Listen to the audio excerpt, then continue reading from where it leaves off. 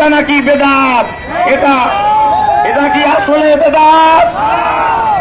সুতরাং যারা নবীর এই দিবসকে বেদাত বলে ওরা আসলে রসুলের কোন দল নয়, ওরা রসুলের দুশ্মন, ওরা এজিদের গ্রুপ। সংগ্রামী আহলে সুন্নাত ওয়াল জামাতের ভাইরা, সংগ্রামী মুসলমান ভাইরা, আমাদের আজকের পবিত্র মিলাদুন নবী আগমন সাল্লাল্লাহু আলাইহি ওয়াসাল্লামের আগমন উপলক্ষে আলোচনা সভা, দোয়া মাহফিল হাসপাতাল বা জামে মসজিদে হবে। তার আগে আমরা এখানে একত্রিত হয়েছি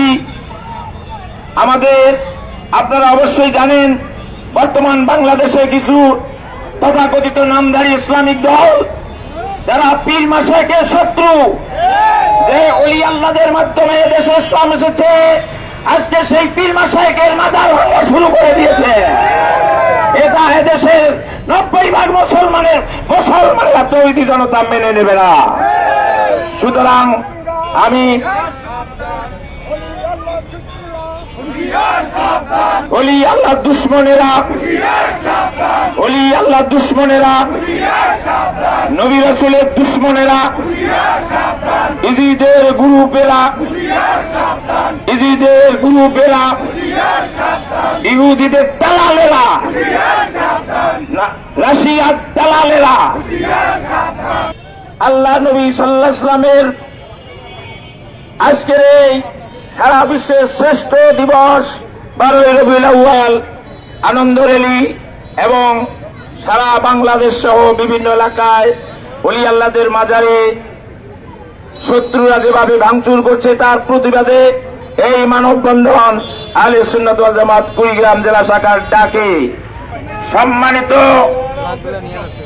আহলে সুন্নাত ওয়াল জামাতের বীর সৈনিকেরা, রাসূলের সৈনিকেরা, আপনাদেরকে অসংখ্য ধন্যবাদ। আপনারা রেলি করে এখন পর্যন্ত মনোযোগ দিয়ে বক্তৃতা শোনার জন্য আপনাদেরকে আন্তরিক মোবারকবাদ আহলে সুন্নাত ওয়াল জামাত কুড়িগ্রাম জেলার পক্ষ থেকে। এবারে আপনাদেরকে আমি বক্তৃতার মাঝে একটা জিনিস জানিয়ে দিতে চাই, যারা ওলি আল্লাহদের বিরোধিতা করছো, এই আহলে সুন্নাত ওয়াল জামাত শুধু কুড়িগ্রাম জেলা নয়, গোটা দেশের প্রত্যেকটা জেলায়, প্রত্যেকটা থানায়, প্রত্যেকটা গ্রামে কোটি কোটি আহলে সুন্নাত ওয়াল জামাত বাংলাদেশে অবস্থান করছে।